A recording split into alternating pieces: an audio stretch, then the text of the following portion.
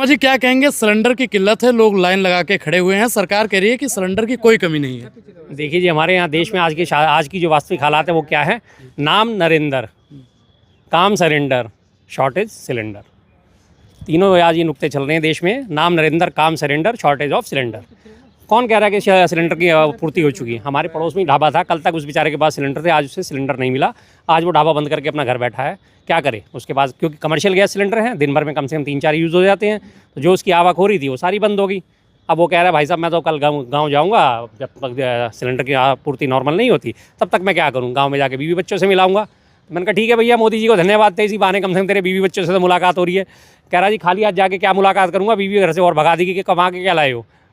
पहली बात। दूसरी बात जो कह रहे हैं बार बार कि सिलेंडर की शॉर्टेज नहीं है, ये देखिए जी, अखबार भरे पड़े हैं, मीडिया भरा पड़ा है। एक प्रिंट मीडिया जो है वो कम से कम आज सच्चाई छापता है, प्रिंट मीडिया जो है। बाकी जो इलेक्ट्रॉनिक मीडिया वो तो है ही चाटुकार, उसका तो नाम ही गोदी मीडिया है। ये देखिए जी, सिलेंडर बुकिंग में आ रही बाधाओं से बेचैनी, किस तरह से लोग लाइनों में लगे पड़े हैं, परेशान हुए पड़े हैं किल्लत से। ये देखिए अफवाहों पर, एजेंसियों पर लंबी लंबी कतारें बनी पड़ी हैं, रेस्तरां संचालक परेशान, एजेंसियों में लगा रहे गुहार, दोपहर में पहुंचे लोगों को खाली हाथ घर लौटना पड़ा। क्या हालत हुई पड़ी है, लगातार आ रही है ना। प्रिंट मीडिया कम से कम इतनी हिम्मत रखता है। भाजपा के लोग तो कह रहे हैं कि सब कुछ पर्याप्त है। भाजपा के लोग कह रहे हैं ना साहब, भाजपा के लोगों के पास तो, उनके पास तो है ना एक फार्मूला गटर से गैस चाय बनाने का, तो इसलिए वो तो बना सकते हैं, क्योंकि वो सीक्रेट फार्मूला है। मोदी जी ने सिर्फ अपने भाजपा वाले लोगों को दिया है, भाजपा के मित्रों को दिया है कि आप किस तरह से गटर की गैस से चाय बना सकते हो, खाना बना सकते हो, तो इसलिए उन्हें कोई दिक्कत नहीं है, उन्हें कोई परेशानी महसूस नहीं होती कि गैस खत्म हो जाएगी, नहीं खत्म होगी। उन्हें तो मोदी चाहिए और मोदी जी का फार्मूला उनके पास है। अब दुनिया उनसे कह रही है भाई अपना फार्मूला साझा कर दो, वो फार्मूला भी साझा नहीं करते, क्योंकि एकला चलो की नीति अपनाते हैं। लेकिन सर कम से कम किसी और नेता की बात पर भरोसा नहीं किया जा सकता, लेकिन देश के प्रधानमंत्री मोदी जी की बात पर तो किया ही जा सकता। वो कह रहे हैं कि कुछ लोग जो है जबरदस्ती बदनाम करने की कोशिश कर रहे हैं, अफवाह फैलाने की कोशिश कर रहे हैं। जी, आपने बहुत बढ़िया बात करी कि किसी और की नेता की बात पे भरोसा नहीं किया जा सकता। इसमें थोड़ा सा ग्रामेटिकल मिस्टेक है।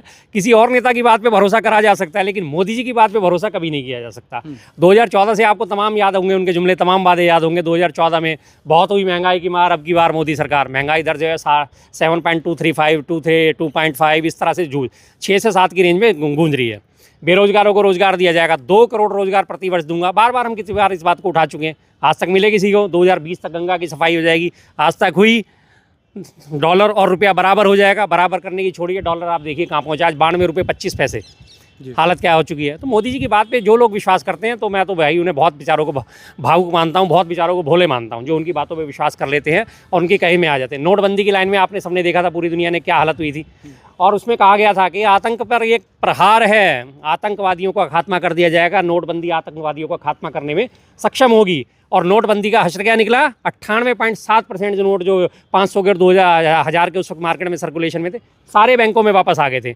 रह क्या गया था मात्र 1.17 सिर्फ 1% लगभग, और उससे ज़्यादा का खर्चा नए नोटों को छापने में और उन सब चीज़ों में खर्च कर दिया गया था। और तमाम लोग उस वक्त लाइनों में लग लग के कैसे मरे थे, लेकिन उसका भी फ़ायदा उठाया गया। उसके बाद आपने कोरोना काल देखा, कोरोना में किस तरह से कुव्यवस्था थी, एक जगह पे हालत क्या थी, सिलेंडर्स के लिए कैसे मारामारी थी, ऑक्सीजन के सिलेंडर अवेलेबल नहीं थे, जबकि उन्हें पता था कि कोरोना महामारी बहुत भयानक रूप लेने वाली, लेकिन कोई उन्होंने ज़िंदगी की कीमत नहीं समझी। मरते हैं तो मरते रहे, कोई फ़र्क नहीं पड़ता, उन्हें कोई दिक्कत नहीं थी। और उसके बाद कौन सी बात पे उनकी फिर विश्वास करें हम उनकी। जनता जो है एक तरफ लाइन लगाए, जैसे कि हम देख पा रहे हैं, कई जगह से खबरें आ रही हैं। मीडिया के अंदर ऐसे कुछ चल नहीं रहा है, कोई कह रहा है कोई पैनिक ऐसा माहौल है नहीं। सरकार की तरफ से कहा जा रहा है कि कोई सब अफवाह चीजें हैं। देखिए सरकार, तो झूठ कौन बोल रहा है, कोई ना कोई तो झूठ जरूर बोल रहा है। झूठ सरकार बोल रही है ना। सरकार में जो नुमाइंदे बैठे हैं, सरकार में जो बाशिंदे बैठे हैं, MP MLAs हैं, जो तमाम सत्ताधारी हैं, उनके लिए तो कोई सिलेंडर की दिक्कत है ही नहीं। वो तो एजेंसी वाले को फ़ोन करेंगे मेरे घर में 4 सिलेंडर चाहिए, एजेंसी वाला कहेगा जी हुजूर मैं लेके आऊँगा, कहीं से भी लाऊँ, वो उसके घर में पहुँचा देगा। अधिकांश लोग पॉश इलाकों में रहते हैं, वहाँ पे पाइप नेचुरल गैस आती है, PNG आती है, उनके घर में सप्लाई की कोई दिक्कत नहीं है। और किसी भी आज की डेट में छोटे मोटे एजेंसी धारक की किसी की हिम्मत नहीं है कि किसी भी नेता को सिलेंडर देने से मना कर दे। उसे पता है कि मैंने मना करा तो मेरी एजेंसी का लाइसेंस ही कैंसिल हो जाएगा, तो उनके लिए तो कोई समस्या नहीं है ना। इस चीज़ को देख के मुझे बार बार एक वो हमारी पुरानी बहुत करीब 14वीं सदी के आसपास की बात है, फ्रांस की महारानी थी, जाहिर सी बात है, तो उसे तो कोई दिक्कत होनी नहीं चाहिए किसी की। इसमें फ्रांस में अकाल पड़ा, लोगों को खाने के लाले पड़ गए, लोग इकट्ठे होकर महारानी के दरबार में पहुंचे। महारानी पूरे देश में ब्रेड की कमी हो गई है, तो महारानी कहती ब्रेड की कमी हो गई तो क्या हुआ, आप केक खा लो। उसे इस बात का इल्म नहीं था कि ब्रेड और केक में फ़र्क क्या होता है। उसे तो केक खाती थी रोज़, तो उसे कोई दिक्कत नहीं थी। तो वहाँ पे लोगों को ब्रेड का मतलब कि रोटी नहीं मिल रही है, तो वो कहती केक खा लो, क्योंकि उसके लिए तो कोई शॉर्टेज नहीं थी।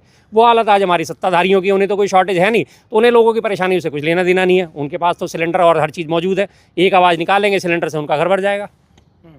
सर सदन चल रहा है, सदन जी। के अंदर तमाम विपक्षी पार्टियां चाहती हैं कि इस पर चर्चा किया जाए, लेकिन सत्तारूढ़ी पार्टी तो ये कह रही है कि जो है राहुल गांधी ज़बरदस्ती का सदन को भटकाना चाहते हैं, अहम मुद्दे लेकर के आते नहीं हैं। इसको लेकर आप क्या कहना चाहते हैं? देखिए, राहुल गांधी जी की बात को तो वो हमेशा डिनाई करते हैं। राहुल गांधी जी ने ही पिछली बार ये भी बात बोली थी कि आने वाले टाइम में जब ईरान और इसका संभावना हो रही थी युद्ध की, कि आने वाले टाइम में हमें अल्टरनेट रूट ढूंढने चाहिए, आने वाले समय में हमें दिक्कत हो सकती है।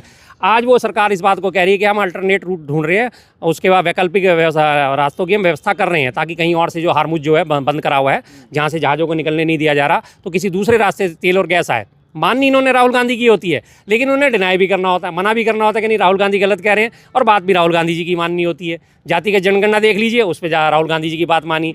किसान बिल देख लीजिए, उसमें राहुल गांधी जी की बात मान ली। और ब्रॉडकास्ट बिल देख लीजिए, उसमें राहुल गांधी जी की बात मानी। हर किस्म से बात इन्होंने राहुल गांधी जी की माननी होती है, लेकिन अल्टीमेटली जो है उनको डिनाई भी करना होता है, मना भी करना होता है कि नहीं ऐसा कुछ नहीं है, ये तो गलत कह रहे हैं, ये तो समाज में पैनिक फैला रहे हैं, ये तो अफवाह फैला रहे हैं। तो ऐसे हालात में क्या लगता है कि किस तरीके से समाधान निकला जाए? क्योंकि राहुल गांधी ने साफ तौर पे कहा है कि माहौल एकदम पैनिक होने जा रहा है और सरकार के पास अभी भी थोड़ा सा वक्त है, अगर समय रहते अगर इस पे रणनीति तैयार कर ली जाए, थोड़ा बहुत माहौल बन सकता है, नहीं तो बेकार है। बिल्कुल सही बात है। ईरान से जिस तरह से इन्होंने अपने संबंध खराब करे हैं, जबकि इन्हें पता था ईरान जो है हमारा सबसे बड़ा आयातक है, हम वहाँ से तेल और गैस लेते हैं, और उसके रास्ते से जो भी उसका हॉर्मुज है वहाँ के रास्ते से आता है। जब वो रास्ता उसके कब्जे में है तो उसके साथ संबंधों में नरमी बरतनी चाहिए थी। आज जाके भारत सरकार ने कहा है कि देखिए जी, इस बात में सफाइयाँ पेश करी हैं। जब खामनेई साहब की मृत्यु हुई तो उन्होंने बोला कि नहीं, हमारे विपक्ष ने लगातार सवाल उठाया कि खामनेई की मृत्यु पे जो उन्होंने शोक संदेश क्यों नहीं प्रकट करा।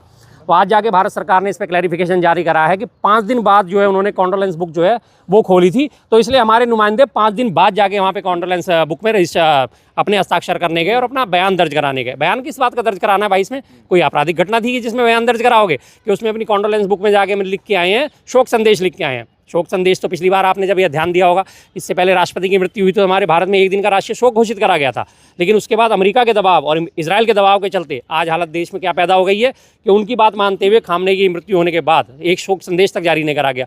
पीएमओ से कोई शोक संदेश जारी नहीं हुआ, प्रधानमंत्री ने कोई इसमें संदेश जारी नहीं करा, गृह मंत्री का कोई संदेश नहीं है। तो डर की राजनीति कर रहे हैं। इसलिए मैं कहते हैं ना, नरेंद्र डर। आज अगर नाम का नरेंद्र का संधि विच्छेद करा जाए तो नरेंद्र डर हो चुका है वो पूरी तरह, और वो नरेंद्र डर पूरी तरह सरेंडर हो चुके हैं इजराइल के आगे और अमेरिका के आगे। सर, हरदीप पुरी को लेकर के इस वक्त आप क्या कहना चाहते हैं? क्योंकि इस वक्त मैं देख रहा हूं कि कई महिलाओं ने जो है उनकी आवाज़ का घेराव भी किया, लेकिन सरकार की तरफ से बार बार एक ही स्टेटमेंट आ रहा है कि कोई पैनिक नहीं है, सब बढ़िया है। हरदीप पुरी को लेकर आप क्या कहना चाहते हैं? उन्हीं के पास मंत्रालय इस वक्त। झूठे मंत्रालय, झूठे मंत्री, उनका क्या कहा जाए साहब। बीजेपी में कोई भी एक सच्चा इंसान हो तो बताइए। जिस पार्टी का नाम ही बेहद झूठी पार्टी हो, उस पार्टी में आप सच्चाई की उम्मीद कैसे कर सकते हैं? जिसकी शॉर्ट फॉर्म ही बेहद झूठी पार्टी हो, जिस पार्टी का शॉर्ट फॉर्म ही बेबस जनता पार्टी हो, अब तो नया नामकरण एक और हो गया बीजेपी का, बेबस जनता पार्टी। ये बेबस जनता पार्टी आज इजराइल के आगे बेबस है, अमेरिका के आगे बेबस है, और ये गैस संकट के आगे बेबस है, हर चीज़ के आगे बेबस हुई पड़ी है। जो भी चाहता है वो इनका मखौल उड़ा के चला जाता है, जो भी आता है वो इन्हें मजाक उड़ा के चला जाता है। कभी चाइना आगे ने आंखें दिखा जाता है, कभी अमेरिका आंखें दिखा देता है। अब अमेरिका ने दोबारा आंखें दिखाई हैं, आपने फिर से ध्यान दिया होगा कि आने वाले अप्रैल मई में इसकी जो है समीक्षा फिर से होगी और टैरिफ को फिर से 50% तक करा जाएगा, लेकिन इनकी तरफ से कोई जवाब नहीं दिया जा रहा। रही बात हरदीप पुरी साहब की, तो पोल खोलता है एक और मैं आपको खबर दिखाता हूँ आज। देखिए जी, क्या है, बोल क्या रहे हैं और हकीकत क्या है। ये आज अखबारों में पूरी खबरें छपी हैं इस बारे में कि कोई संकट नहीं है, लेकिन एलपीजी और पीएनजी संकट से हर क्षेत्र हो रहा है प्रभावित। उसके बाद होटल रेस्तरां को वैकल्पिक ईंधन इस्तेमाल करने की सलाह दी है। अब ये वैकल्पिक ईंधन कौन सा है? कोयला आपने बंद कर रखा है दिल्ली में, राजधानी में, और आपने लकड़ी का चूल्हा आपने बंद कर रखा है, अंगीठी आप नहीं जला सकते, पॉल्यूशन कंट्रोल बोर्ड उस पर एक्शन ले लेगा। हालत क्या पैदा हो चुकी है, और बोला जा रहा है पैनिक ना हो। और आप इस एक बात को सबसे बड़े ध्यान से समझ सकते हैं, इन्हीं के एक बहुत बड़े बड़बोले सांसद हैं निशिकांत दुबे। निशिकांत दुबे जी ने उसमें हमें राहुल गांधी जी और ये बाकी सारे लोग जो संसद में बैठ के प्रदर्शन कर रहे थे, तो उन्होंने क्या ट्वीट करा, मैं पढ़ के सुनाता हूँ आपको, एक मिनट। उन्होंने ट्वीट करा है कि ये देखिए, पूरा देश एलपीजी की किल्लत से जूझ रहा है और राहुल गांधी जी जो है सीढ़ी पर चाय का मजा ले। मैं बता रहा हूँ जी उनका जो पूरा ट्वीट है आम आदमी की परेशानी यानी गैस सिलेंडर की कमी का मुद्दा भी राहुल गांधी जी को मजाक लगता है। आंदोलन भी पिकनिक मनाने का तरीका है। क्या ऐसा नेता प्रतिपक्ष भारतीय जनता ने देखा है? अपने ट्वीट पे खुद ही पोल खोल दी ना कि आम आदमी की परेशानी हो यानी गैस सिलेंडर का मुद्दा। अपने आप खुद स्वीकार कर लिया कि हाँ, आम आदमी परेशान है, गैस सिलेंडर का मुद्दा है, और उस पर लेकिन कोसना राहुल गांधी जी हुआ है। इसे कहते हैं हवा में उड़ता तीर अपने आप लेना। तो ये उनकी बातों से ही जाहिर है कि पूरा देश आज वास्तव में परेशान है। ढाबे बंद हो चुके हैं, खाना बन नहीं रहा है, मेन्यू में कटौती हो गई है, घर वाले सब परेशान हैं। गोरखपुर में आप ये योगी के आदित्यनाथ के गृह प्रदेश में देख लिए, वहाँ किस तरह से मारपीट हुई है, लगातार लोग बेहोश होकर गिर रहे हैं। वही पुराना सीन दोहरा रहे हैं सब, जिस तरह से नोटबंदी की लाइन में महिलाएं और युवक बेहोश होकर गिर रहे थे, बुजुर्ग बेहोश होकर गिर रहे थे, आज वो सिलेंडर की लाइन में बेहोश होकर गिर रहे हैं। राजघाट स्थित ये हमें दरियागंज या पुरानी दिल्ली में जो सप्लाई होती है, उनके सारे गोदाम राजघाट पे हैं। सारा इलाका राजघाट पे लोगों ने आज घेर रखा है, सिलेंडर उन्हें मिल नहीं रहे। ईद आने वाली है, काफ़ी मुस्लिम इलाका रहता है वहाँ पे, अब उन्हें भी कहा जाएगा देखिए ये सिलेंडर जिहाद मचा रहे हैं, सिलेंडर के लिए कालाबाजारी कर रहे हैं, उनके ऊपर भी ठीकरा फोड़ा जाएगा। कल परसों में ये भी बयान आपको पढ़ने को मिल जाएगा कि यहाँ के तमाम मुस्लिम इकट्ठे होकर जाके वहाँ सिलेंडर वालों के यहाँ दावा बोल दिया है। तो आने वाले वक्त में हालात बहुत ख़राब हैं, इस सरकार के बस की नहीं है। टोटल ये फेलियर सरकार है, ना इसकी रणनीति इसके काम की है, ना इनकी विदेश नीति इनके काम की है, ना इनकी युद्ध नीति इनके काम की है। स्मृति ईरानी जी कहाँ हैं? स्मृति ईरानी कहाँ होना चाहिए उन्हें, कहाँ होना चाहिए स्मृति ईरानी को? शायद वो ईरान चली गई हैं, ईरानी बाशिंदे हैं, तो आज वो कहीं नज़र नहीं आएंगी। पहले गैस के जो है दाम बढ़ा दिए गए, तब वो नज़र नहीं आई। अब गैस की किल्लत होगी, अब वो नज़र नहीं आई, क्योंकि उनका सिलेंडर तो भर चुका है ना, उनका सिलेंडर ऑलरेडी भर चुका है, तो इसलिए वो सड़कों पे नहीं नज़र आएंगी। लेकिन मीडिया सूत्रों के हवाले से ये खबर चला रही है कि अब उस रास्ते से जो ईरान रास्ता रोक रहा था, जी जी, भारत का झंडा लगा के निकल सकते हैं, मोदी जी ने बात कर लिया है। बात कर अभी तो बात कहीं से मैच्योर नहीं हुई है, सिर्फ सूत्रों के हवाले से खबर चला रहे हैं ना। ये क्या बोलते हुए भी अच्छा नहीं लगता कि कौन सा किस तरह से वो कौन से हवाले है, कौन से उनका सूत्र है। अभी ईरान का इस तरफ से स्टेटमेंट जारी हुआ है कि हमारी बातचीत प्रोग्रेस में है, हम इस बारे पे विचार करेंगे कि आगे उन्हें जाने दिया जाए या नहीं दिया जाए। सिर्फ अभी तक एक शिप आया है, और वो भी शिप जो था वो लाइबेरिया का शिप था। लाइबेरिया का शिप जो है वहाँ से तेल लेके चला था और उसे मुंबई बंदरगाह पे आना था, उसको परमिशन दी गई है। वो भारतीय शिप नहीं था, ध्यान देने वाली बात है कि लाइबेरिया का शिप था, लेकिन लेके आ रहा था भारत के लिए। तो लाइबेरिया को छूट मिली कि भारत को छूट मिली? अगर भारतीय शिप होता तो हम मानते कि हाँ भारतीय शिप को छूट दी गई, लेकिन वो लाइबेरिया से आ रहा था, तो उन्होंने लाइबेरिया को बोला कि ठीक है आप अपना लेके निकल जाओ, हम आपके साथ कोई संबंध खराब नहीं करना चाहते। लेकिन वो लेके भारत में आ रहा था, तो उसे अपनी जीत बताई जा रही है। जैसे वो दिखा देते हैं ना अक्सर ये कि हमारे यहाँ से 3-4 पीढ़ी पहले कोई भारतवंशी कहीं विदेश में चला गया और आज वो किसी बड़ी पोस्ट पर बैठ गया, तो जाके दिखाएंगे हमेशा, अरे देखो ये तो पुराना भारतवंशी है, ये तो हमारे भारत की जड़ों से निकला हुआ है। आज अगर वो बड़ी पोस्ट पर पहुँच जाएगा तो भारतवंशी हो जाएगा फ़ौरन, लेकिन जब वो भारत विरोधी बयान देगा तो फिर वो कन्नी काट लेंगे, नहीं नहीं नहीं हमारे इससे कोई लेना देना। तो लाइबेरिया के शिप को जो है परमिशन मिली, और परमिशन दिखा दी है कि भारत की शिप को मिली है।